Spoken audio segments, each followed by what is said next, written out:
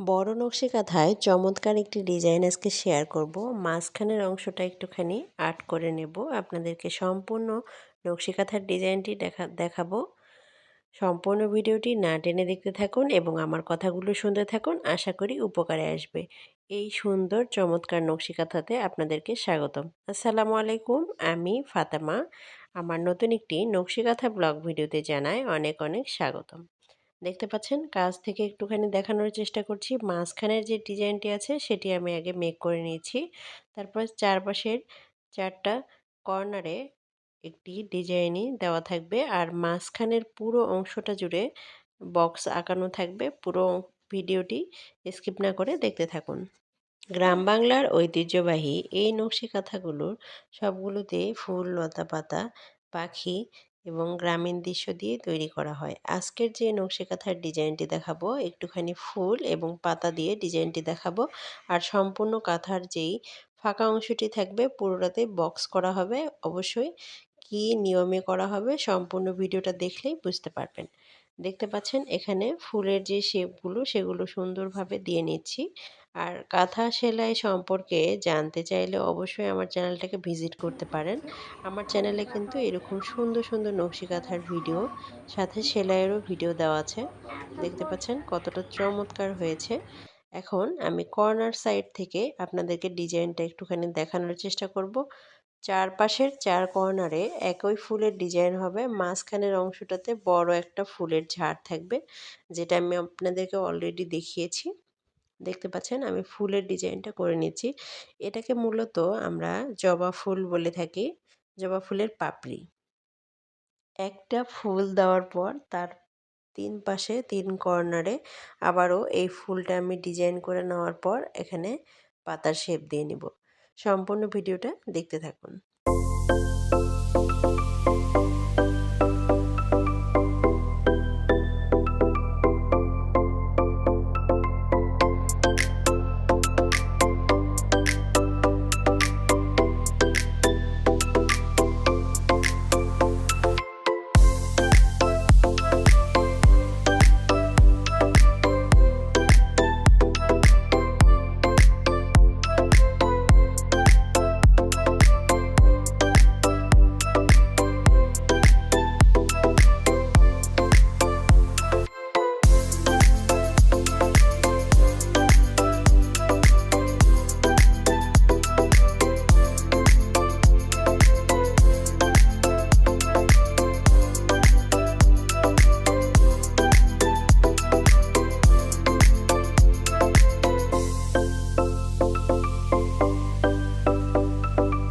একপাশের corner সাইডে আমি কিন্তু সম্পূর্ণ ফুলের ঝাড়টি এঁকে নিলাম এবং পাতার যে ডিজাইনটি আছে সেটা কিন্তু আমি ড্রয়িং করে নিচ্ছি।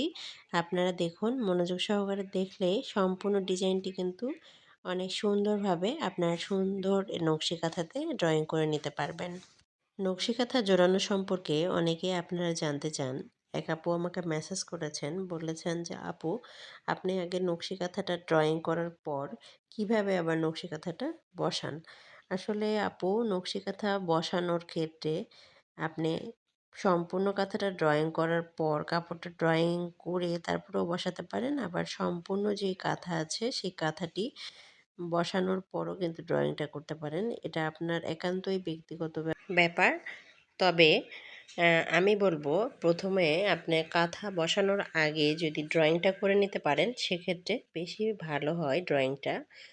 কেননা নকশি কাঁথা বসানোর পরে অনেক সময় কোথাও গোটা গোটা থেকে থাকলে নকশি কাঁথা যদি ফেলানোটা ভালো না হয়, বসানোটা যদি না ভালো হয়, সেক্ষেত্রে কিন্তু এই প্রবলেমটা হতে পারে। তো সব ক্ষেত্রে প্রবলেমটা হয় না, অনেক সময় বসানো ভালো হলে তারপরে আঁকানোটা বেশি সুন্দর হয়। তবে আমি সবসময়ই আমার কাছে এটা সুবিধা মনে হয় যে প্রথমেই আমি নকশি কাঁথাটা বসায় নেই, সরি আমি প্রথমেই কাঁথাটা ড্রয়িং করে নিই তারপরে কিন্তু নকশি কাঁথা বসাই। দেখতে পাচ্ছেন আমি কর্নার সাইডের যে ডিজাইনটি আছে ৪টা কর্নারে সেম ডিজাইনটি এঁকে নেব ফুল এবং পাতা দিয়ে।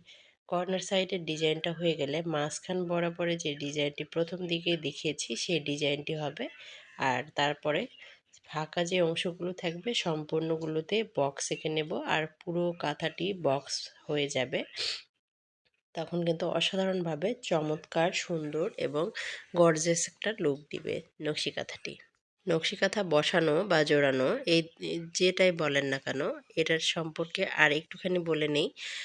অবশ্যই কাঁথা যখন আপনারা জোড়া করবেন তখন অবশ্যই নিচের পাটের কাপড়টা মাঝখানে যদি একটা ফলস দেন তাহলে সেই কাপড়টা আর উপরের যে কাপড়টা আস্তে আস্তে করে চারপাশে টেনে টেনে কিন্তু করতে হবে। আপনারা যদি ভিডিও দেখতে চান আমার চ্যানেলে কিন্তু দেওয়া আছে, আপনারা চাইলে ভিজিট করে দেখে আসতে পারেন। আর আমার চ্যানেলের ভিডিওগুলো যদি আপনাদের ভালো লাগে অবশ্যই চ্যানেলটাকে সাবস্ক্রাইব করে পাশে থাকা বেল আইকনটি প্রেস করে দিতে পারেন।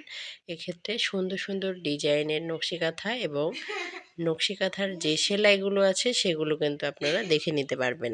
আপনাদের সাথে কথা বলতে বলতে আমার প্রায় শেষের দিকে ড্রয়িং চলে এসেছে। এই পাতার ডিজাইনটা করা হয়ে গেলে আমার 4 কর্নারের ডিজাইন কিন্তু কমপ্লিট হয়ে যাবে।